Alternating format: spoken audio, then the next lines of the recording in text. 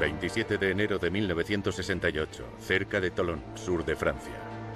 En el submarino Minerve S-647, 52 marines finalizan una semana de agotadora formación. ¡Vamos, daos prisa, al puesto de combate!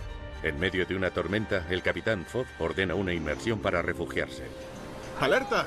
Tras una última comunicación por radio, el submarino se sumerge. No volverá a salir a la superficie y se llevará consigo el secreto de su desaparición.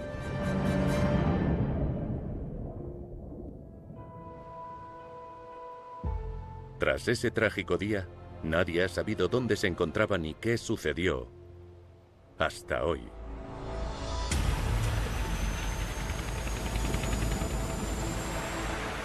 A pesar de los enormes medios para buscarlo, la desaparición del Minerve sigue siendo un misterio.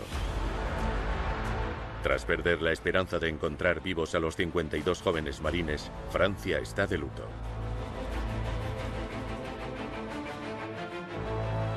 Durante 51 años, este suceso sin esclarecer aviva espíritus, inspira historias fantasmagóricas y después, poco a poco, se pierde en el olvido.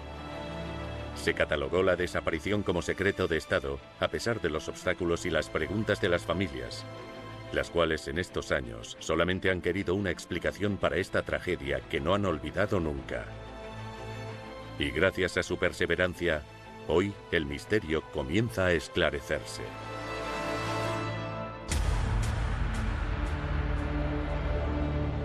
La desaparición del Minerva.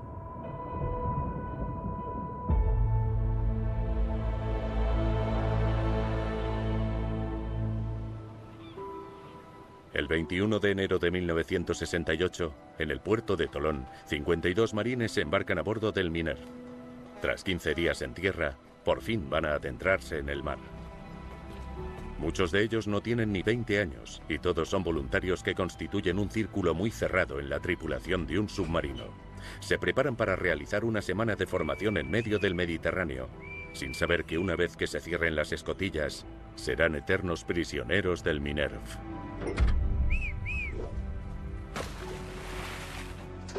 Hola, chicos. Su comandante, el capitán Fogg, es un oficial brillante y muy querido. La tripulación depende de este padre de familia de 30 años. Buenos días. ¿Qué tal?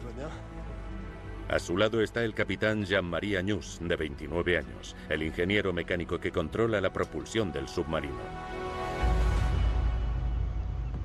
Al Minerve S-647, un submarino de ataque de clase Daphne, se le consideraba en aquella época la joya de la marina francesa, una maravilla de la tecnología. Las familias de los marines se quedaron perplejas tras su desaparición. Hervé era un niño pequeño cuando su padre, el capitán Fogg, falleció en el mar. Quedó marcado por su ausencia y se ha centrado en buscar la verdad. Nunca he olvidado el momento en el que me enteré de la desaparición del Minerve. Yo tenía 5 años y medio, era un domingo por la mañana y estaba jugando a caminar a gatas. Entonces llamaron al timbre de casa. Mi madre abrió la puerta y yo la seguí por curiosidad. Había 2 oficiales con uniforme. Lo siguiente que recuerdo es ver a mi madre a contraluz mientras se dejaba caer rápidamente sobre el sofá y lloraba. Me acerqué a ella y me dijo: «Tu padre ha muerto, se ha hundido su submarino».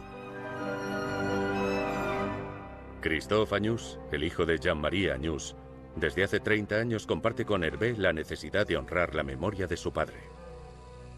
Me crié con esa carencia. Cyrulnik decía que nunca nos recuperamos de la infancia, y si no nos recuperamos nunca, permanecerá eternamente.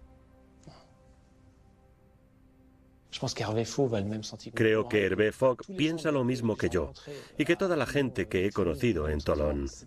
No podemos tolerar no saberlo. Mientras exista la posibilidad, quiero conocerla. No puedo tolerar no saber qué le pasó a mi padre. Mi padre ha dedicado casi toda su vida a descubrir la verdad, y yo también me he unido a esa búsqueda. Sí, la unión hace la fuerza, y eso nos ha acercado. Queríamos buscar el sentido y conocer la verdad, y eso nos ha unido.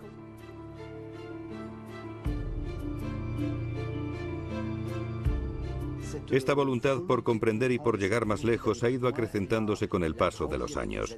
Con el tiempo me he preguntado cómo era posible que solo hubieran buscado el Minerve durante un mes o incluso 3 si tenemos en cuenta las diferentes campañas de búsqueda.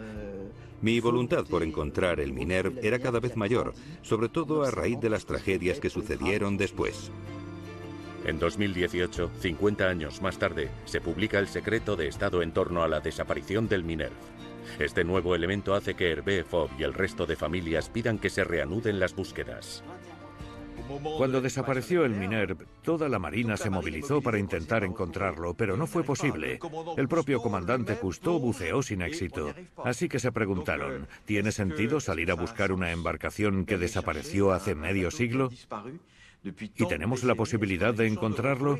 Y si intentamos retomar las búsquedas, ¿no vamos a reavivar una herida que ya de por sí es extremadamente dolorosa? Tras la desaparición del Minerve, se llevaron a cabo varias búsquedas entre 1968 y 1970, pero sin éxito. Los oficiales de la Marina quedaron traumatizados y sus familias sin respuestas. Para retomar la investigación, la Marina quería contar con un especialista capaz de asumir el reto. En diciembre de 2018, esta misión se le asignó a Thomas Guerry, comandante de un submarino nuclear de ataque. Tras 51 años de silencio y de misterio, es la persona encargada de encontrar el Minerve S-647. Desde que nos asignaron esta tarea, hemos querido empezar de cero y sin dar prioridades a nada. He querido empezar desde los hechos reales. Para ello he buscado, obviamente, en el Servicio Histórico del Ministerio de Defensa, donde he encontrado todos los archivos para comenzar sin otras referencias.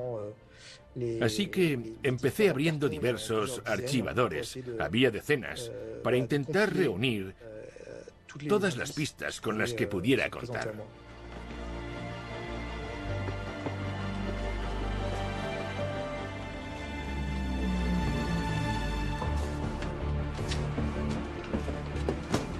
Me puse en marcha inmediatamente para hacerlo lo mejor posible y para reunir todas las fuerzas, porque sabía que el tiempo era oro. Thomas examina minuciosamente decenas de informes de investigación y de estudios en ocasiones contradictorios. Además, recopila hasta la más mínima pista y recupera testimonios que le permitan saber dónde podría estar el submarino. Al principio, cuando desapareció, nos equivocamos con la ubicación del Minerve. En la actualidad, al recrear las zonas en las que buscamos y la manera de hacerlo, supimos que no lo hicimos bien. Por tanto, era necesario que alguien llevara a cabo una especie de investigación policial y que retomara la búsqueda desde cero. Pero además debía ser alguien que tuviera suficientes referencias y conocimientos técnicos, que hubiera trabajado en un submarino para detectar incoherencias, incertidumbres, etc. Y que fuera dinámico e imaginativo para llegar aún más lejos que con un simple análisis de la información que tuviera justo delante de él. Ya sabía que la tarea sería compleja porque conocía un poco la historia y sabía que la zona en la que había desaparecido el submarino era enorme. Esta zona del puerto de Tolón se divide en varios sectores reservados para que los submarinos realicen maniobras de entrenamiento.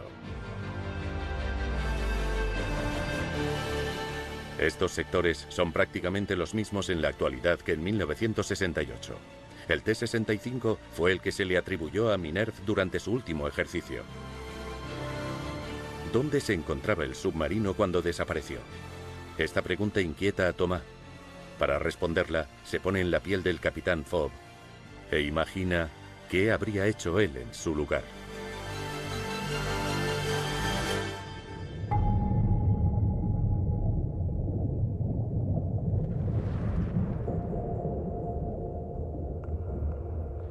En esta zona. En aquella época, la investigación oficial sugirió que solamente podía explicarse el naufragio de un submarino tan fiable y sofisticado con un error humano, una falta de formación o de preparación. Thomas siempre ha confiado en la calidad de la tripulación y de su comandante. A medida que me empapé de la documentación de los archivos, comprendí que los marines que habían participado en esas operaciones eran profesionales. No buscaban un error humano. Decían que supieron hacer su trabajo, pero que había sucedido algo ante lo cual no pudieron reaccionar.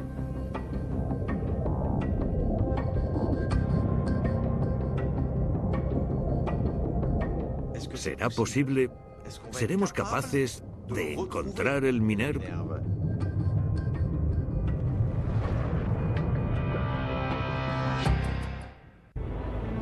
En 1968, el mundo está inmerso en la Guerra Fría. La Unión Soviética, Estados Unidos y sus respectivos aliados se enfrentan con maniobras políticas y una competencia de producción de cabezas nucleares y de misiles de todo tipo.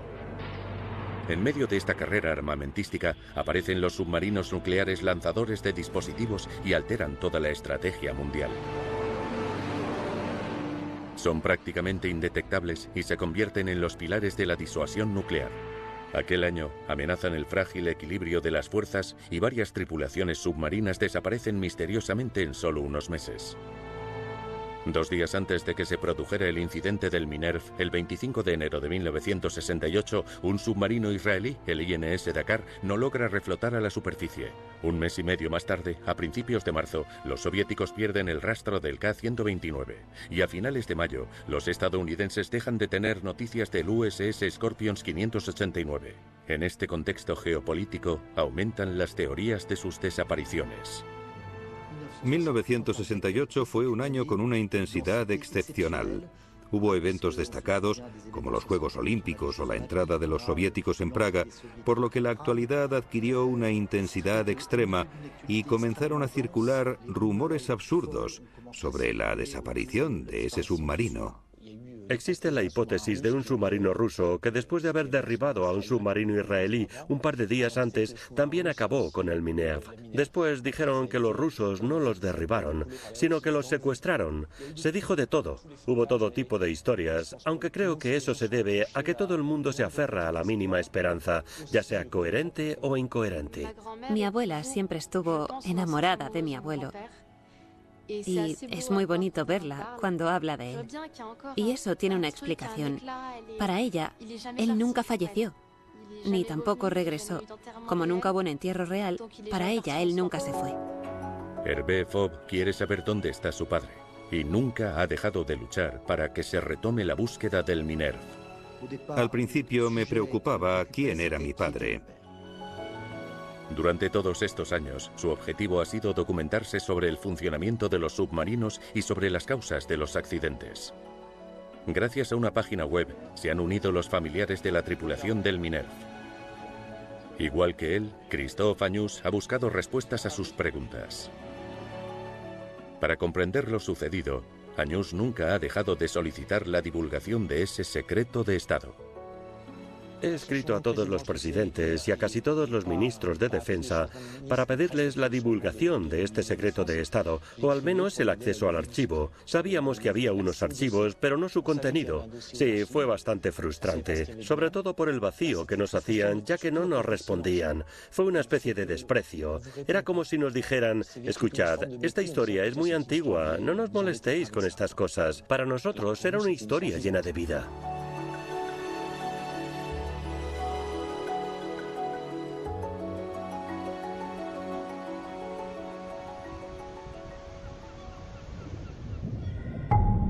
Después del primer día en el mar, la tripulación del Minerve se prepara para efectuar sus primeras sumersiones en aguas profundas. Inmersión, 100 metros. Inmersión, 100 metros.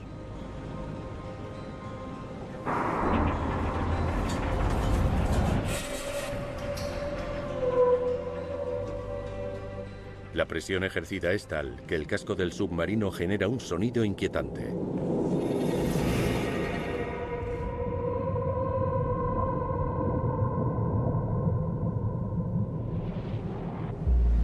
El 27 de enero de 1968, la noche de la desaparición del Minerve, diversos sensores sísmicos captan una señal que indica un temblor submarino. En el sur de Francia, una red de sismógrafos instalada para evitar los riesgos de temblores terrestres en la región registra el rastro de estos sucesos. Thomas Guerry ha encontrado los informes y los ha analizado con detalle. Los submarinos de clase Daphne son los primeros que fueron capaces de sumergirse a 300 metros. Pero está claro que si la inmersión es más profunda, se produce una inmersión extrema que destruye el submarino porque la presión es tan elevada que sus diferentes partes no pueden soportarlo. El Minerve solía sumergirse a 300 metros, aunque su casco podía llegar a soportar hasta los 600. Más allá de esta profundidad, la estructura se desintegra e implosiona.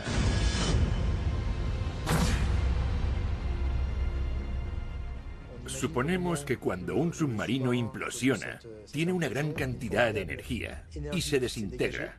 Y dicha energía la mide una red de sensores y de estaciones terrestres.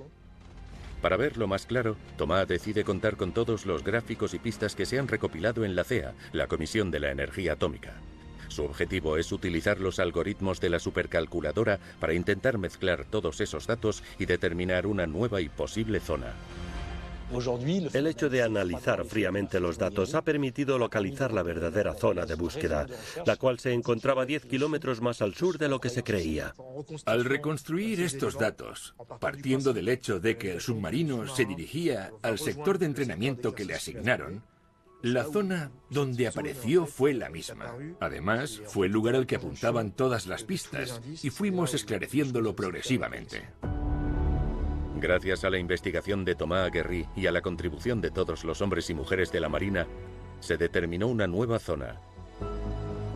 ¿El Minerve se encontrará en el fondo de esa área?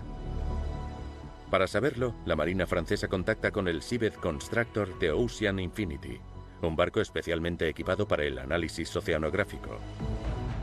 Este navío de 115 metros de largo está equipado con una flota de robots autónomos capaces de cartografiar el fondo del mar a 6.000 metros de profundidad y a lo largo de una gran superficie, porque la zona que deben inspeccionar es 10 veces más grande que París. La enorme responsabilidad de encontrar el Minerve se asigna al comandante Julian Simon, ingeniero de la Marina francesa. El contrato empezó a las 18 horas. Fue un contrato de 7 días trabajando en la zona. 7 días cronometrados. No teníamos ni una sola hora más. La cuenta atrás para encontrar el submarino acaba de comenzar.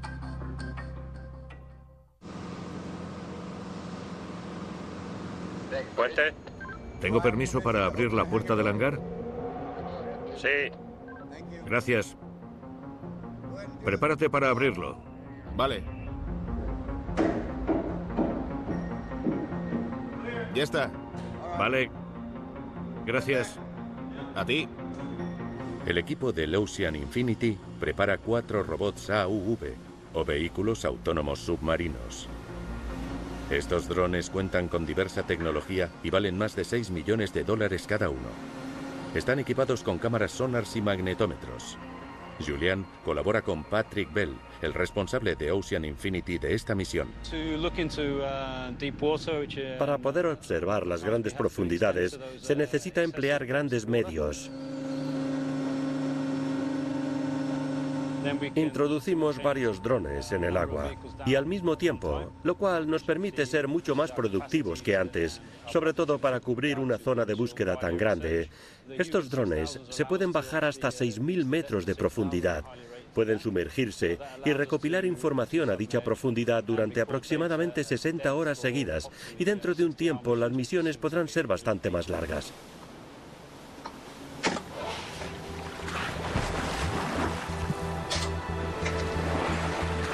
Se sumergen los 4 drones en el agua, uno después del otro.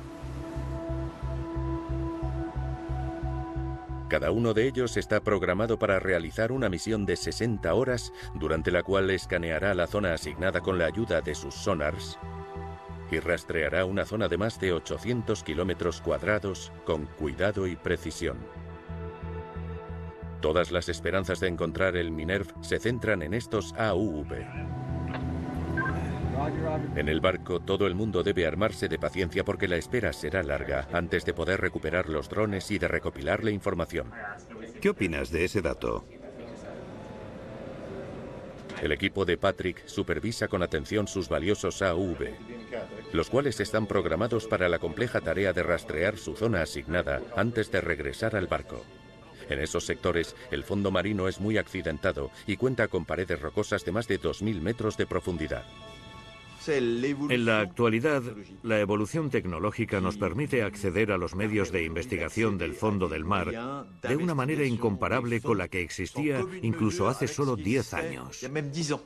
Los medios que se emplearon en 1969 eran monstruosos por la cantidad de personas o de embarcaciones que se desplegaron. Pero en un fondo marino de 2.300 metros de profundidad era prácticamente imposible localizar el naufragio, salvo que te lo encontraras de frente. No se eligió por azar al Ocean Infinity. De hecho, ni siquiera fue la primera opción para buscar el naufragio. El 15 de noviembre de 2017, el submarino argentino San Juan desapareció misteriosamente. Fallecieron 44 tripulantes, entre ellos Eliana Kraksik, la primera mujer tripulante en un submarino de América Latina. La zone de recherche fait 250 km de large et se situe en bordure d'une plateforme continentale. Les fonds marins varient ici de 200 a plus de 1000 mètres de profondeur. Un año más tarde, se encontró gracias a la búsqueda que realizó el Ocean Infinity, y este descubrimiento dio esperanza para localizar también el Minerve. Lo aprendido en el San Juan fue clave para el Minerve. Me puse en contacto con mi homólogo argentino y le pedí que nos indicara abiertamente lo que había aprendido. Quería que nos lo explicara para así saber qué errores habían cometido y qué consejos podían recomendarnos. Las operaciones de búsqueda del San Juan fueron un éxito. Tras un año de operaciones, 365 días, lo cual brindó cierta esperanza y demostró que encontrar un submarino no era imposible.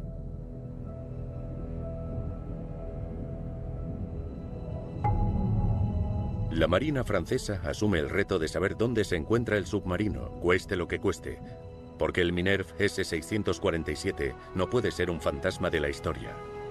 Por tanto, para todos los hombres y mujeres que trabajan en el proyecto, encontrar la embarcación es una cuestión de honor. Todos somos conscientes de la historia del Minerve y de la tragedia que representa. Pensamos que a lo mejor podía brindar respuestas a las familias de las víctimas y aliviarlas. Para nosotros, participar en esta misión es todo un honor.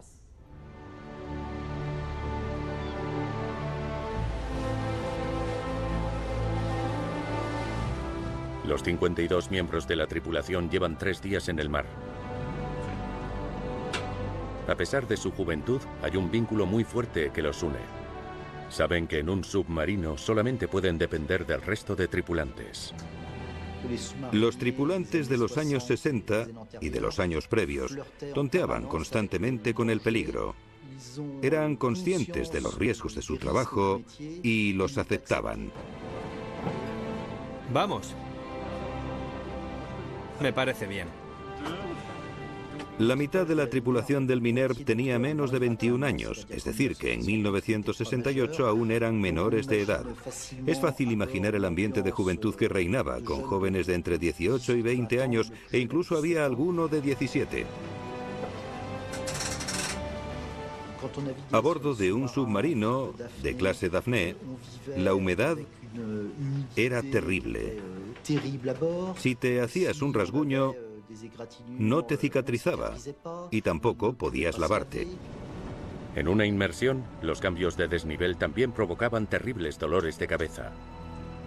Ante la posibilidad de enfermar y de aislarte del resto del mundo, se necesita mucha decisión para vivir y trabajar en este tipo de condiciones.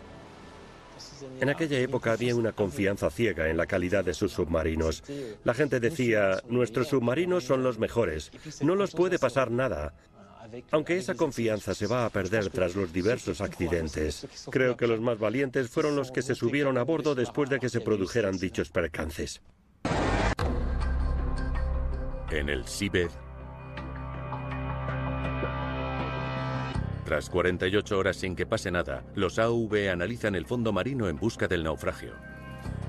Para Julian y todo el equipo, la presión va en aumento porque el tiempo juega en su contra y solo les quedan 4 días para encontrar el Minerve.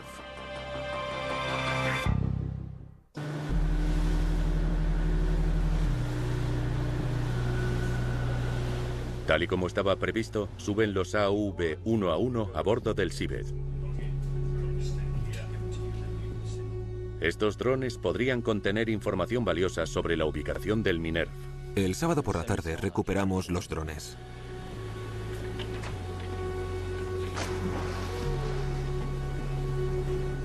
Analizamos los datos durante el sábado por la mañana y por la tarde identificamos 3 puntos de interés en el fondo del mar. A más de 2.000 metros de profundidad, los AUV han localizado 3 naufragios que podrían parecerse al Minerv. Hemos encontrado 3 puntos de interés, el número 19, el 18 y el 10. Acabamos de analizar toda la zona con los drones y ya sabemos que podemos sumergir, con total seguridad, el robot submarino a 2.400 metros de profundidad. Así podremos comprobar los puntos de interés gracias a la cámara del robot. Y después podremos comprobar visualmente los objetivos que ha señalado el sonar para salir de dudas. Acaban de superar una gran etapa. Ahora, Julian y el equipo de Patrick Bell deben analizar con precisión la información para determinar si uno de esos 3 puntos podría ser el del Minerv. Comienza el 5.º día de la tripulación del Minerv.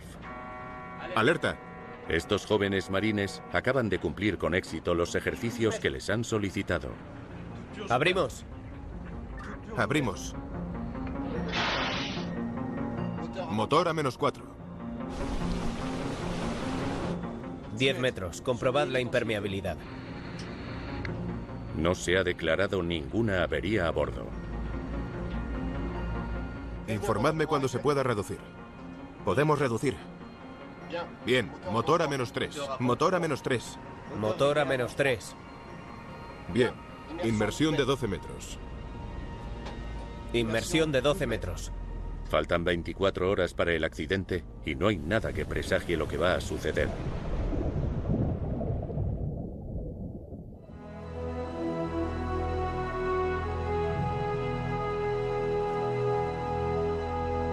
El equipo se reúne en el Seabed Constructor tras haber analizado las imágenes acústicas que han brindado los AUV. Los drones submarinos están equipados con sondas de barrido lateral, las cuales envían impulsos acústicos en el agua. Posteriormente, el eco retrodifundido se utiliza para transformarlo en una imagen. Es una especie de analogía de lo que hacen los delfines o los murciélagos. El eco, cuando choca contra un obstáculo, se retrodifunde. Esa información se analiza convirtiéndola en las imágenes que vemos en el fondo. Si el vehículo llega ahí, podríamos tener algún problema. Siempre es emocionante recibir los primeros datos de los sonars, porque no son imágenes en el sentido visual del propio término, sino que son imágenes acústicas. Podemos ver las dimensiones de los objetos en el fondo del mar y algunas de sus características. No se ve nada propiamente dicho, pero hay muchas pistas que hacen pensar que se trata de lo que buscas, por lo cual te entran más ganas de comprobarlo. Es un momento muy emocionante. Las imágenes acústicas muestran la existencia de 3 naufragios. Julian debe decantarse por uno de ellos antes de realizar la primera inmersión con el robot, el cual lo grabará para identificarlo mejor.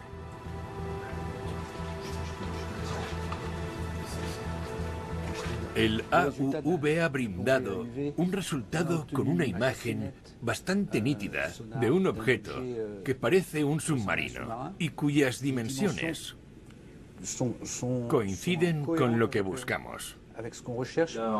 En el fondo del mar hay una forma bien definida y que corresponde con lo que buscamos. Allí está el naufragio de un submarino. Aquí se puede distinguir una torreta y la zona de propulsión de la parte trasera.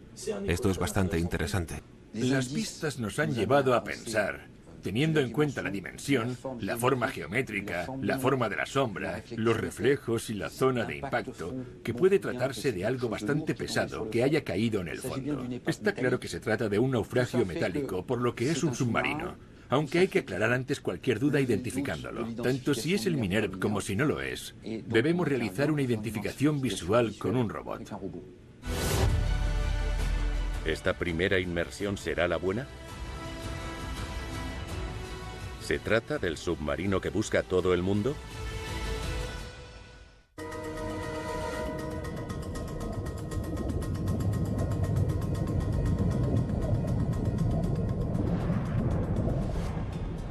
Tras 5 días con un sonido ensordecedor de los motores, los que van dentro de esta ballena de acero respiran un aire impregnado de olor a diésel, pero el ánimo es positivo.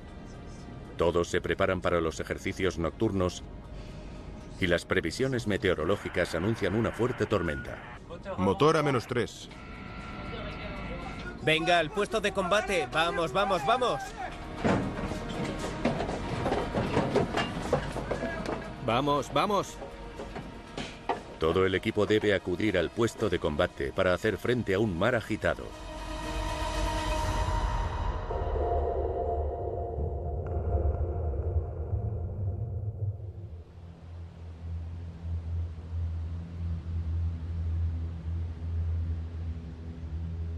En el Seabed Constructor, Julian está tenso. La tripulación procede a introducir el robot teledirigido en el agua. Los 3 naufragios se encuentran a más de 2000 metros bajo el mar. El equipo del Seabed Constructor va a utilizar un ROV, un robot submarino equipado con cámaras especialmente conocidas por soportar la presión que existe a esas profundidades. 31 fuera de cubierta, 11:27 UCT. Empezamos la sumersión 7-1. Estamos preparados. Este monstruo de 4,5 toneladas se levanta cuidadosamente gracias a una grúa catapulta antes de bajar al mar. El Seabed Constructor es un barco equipado con 5 motores y 4 hélices que le permiten conservar su posición a pesar de las corrientes. Es imprescindible que la embarcación permanezca estática para evitar un exceso de tensión entre los miles de metros de cableado extendidos. En el puesto de control, Julian y el equipo de Patrick Bell observan las imágenes del naufragio en directo. Tras varios minutos de espera, aparece una forma en la pantalla. La imagen se va aclarando poco a poco. Es evidente que se trata de un submarino. Pero a medida que el robot se va acercando, Julian y Patrick se dan cuenta de que los detalles no corresponden con el Minerve. Es más largo y no tiene la misma forma. Una investigación rápida en los archivos confirma que han descubierto un submarino de la Segunda Guerra Mundial que se utilizó como formación. Vamos a investigar 3 imágenes. La primera ha sido un fracaso, porque no coincidía con la misión. No ha sido un fracaso total porque la imagen es positiva, pero no es el submarino que investigamos. Mira esto. Aún nos quedan 2 opciones para conseguir lo que buscamos, pero no podemos negar que nos hemos llevado una pequeña decepción.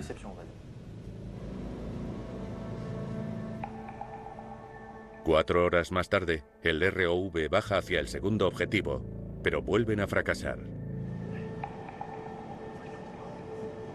El segundo naufragio no se trata de un submarino, sino de un barco que está en el fondo del mar.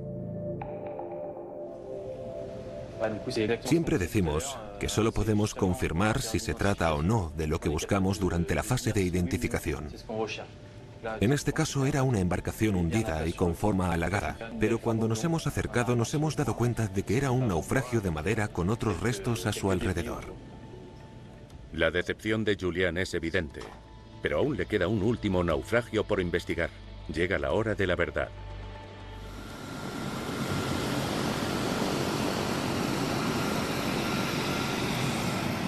A las 6 horas y 54 minutos de la mañana, despega un avión Atlantique 1 para reunirse con el Minerve a las afueras de Tolón con el objetivo de realizar un ejercicio conjuntamente. Pero las condiciones meteorológicas son terribles y los vientos superan los 90 kilómetros por hora. Bajo el mar, la tripulación soporta el fuerte oleaje que mueve el submarino. Pero los marines están concentrados y esperan estoicamente al avión. ¡Alerta! A las 7 horas y 35 minutos, el avión sobrevuela el submarino y en ese momento, el capitán Fogg ordena la inmersión.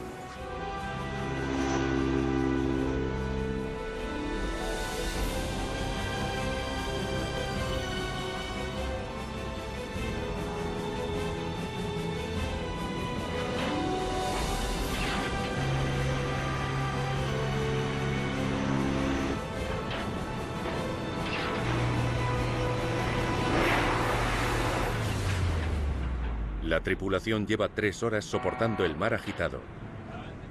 ¿Todo bien? Sí, capitán. Sí. ¿Todo bien? Vamos, esto será rápido. Chicos, enseguida todo pasará. Con la inmersión periscópica, el submarino ya está muy expuesto a los movimientos del oleaje. Por tanto, solo cuando están varias decenas de metros más abajo, en una zona en la que no hay movimientos, pueden trabajar bien.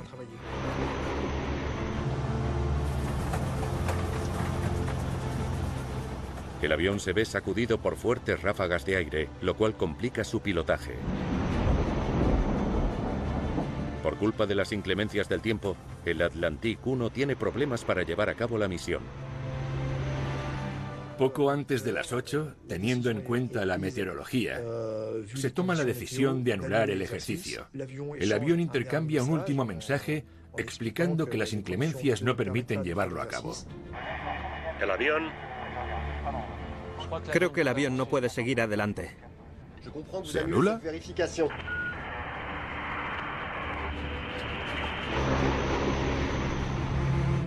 ¿Me recibes?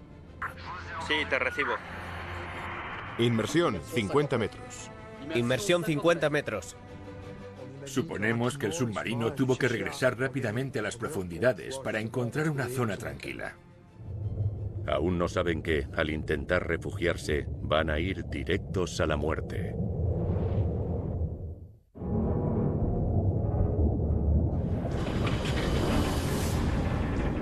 Avería en el timón. ¿Qué sucede? Los timones no responden. Atrás, 5. Atrás 5. Atrás, 5. Descendemos 100 metros. 110. 120. ¡Nos hundimos!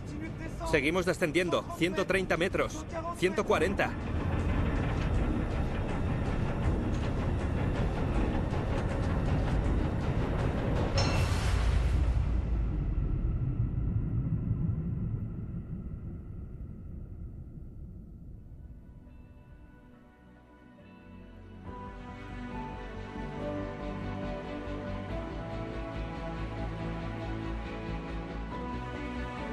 Tercer y último intento de Julian y del equipo del Ocean Infinity por encontrar el submarino Minerve S-647. Todo el equipo se reúne en el puesto de control.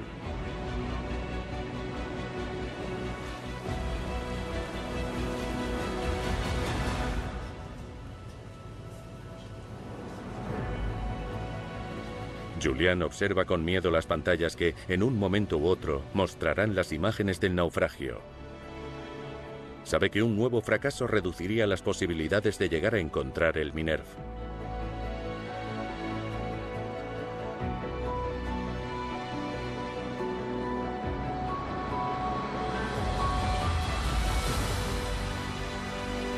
Cuando, de repente, aparece parte de un submarino. Es un momento grandioso. Todo el equipo está fascinado ante las impactantes imágenes de esta sepultura. ¡Vaya! La emoción poco a poco invade la cabina. Fijaos en eso.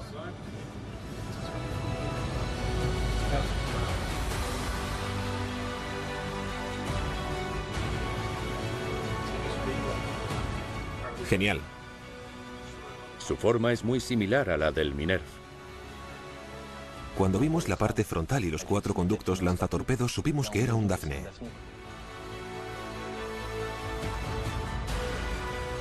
Con esas primeras imágenes, nos quedamos tranquilos porque sabíamos que estábamos cerca.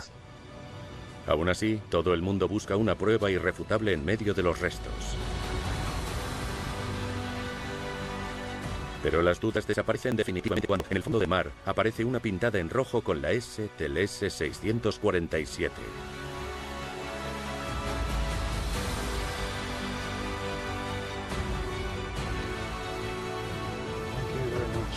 Muchas gracias. Perfecto. Muchas gracias, muchas gracias. Gracias.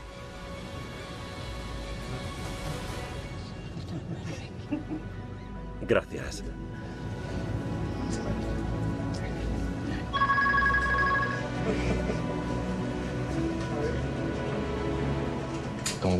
Cuando encontramos la torreta con la marca Minerve, dijimos, misión cumplida.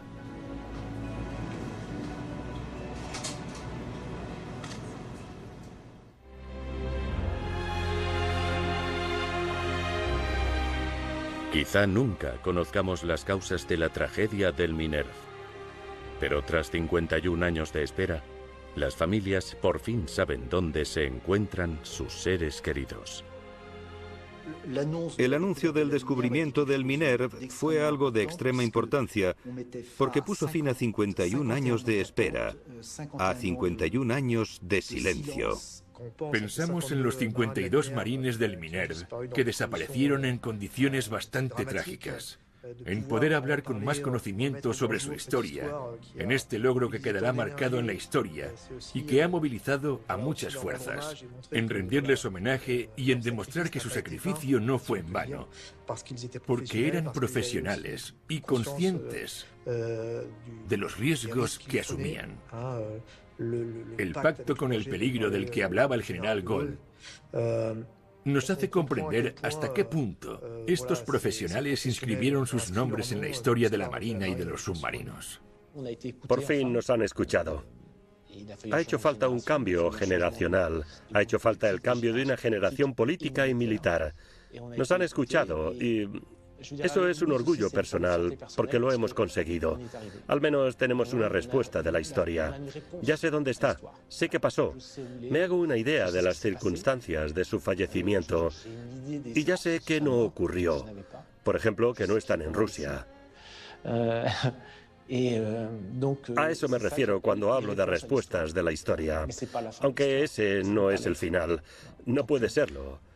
Sé que no recuperaré jamás y que se ha ido, así que debo vivir con ello. He vivido esta historia con una serie de emociones extrañamente intensas y he sentido un gran alivio cada vez que dábamos un paso que nos llevaba más lejos. Para mí, ha terminado todo con la imagen del Minerve y con el submarino en el fondo del mar bajo los restos del naufragio. La emoción es tal que no sería capaz de describirla. Ha sido la emoción más grande de mi vida porque me he acercado mucho más al naufragio y he podido decir, ahí está.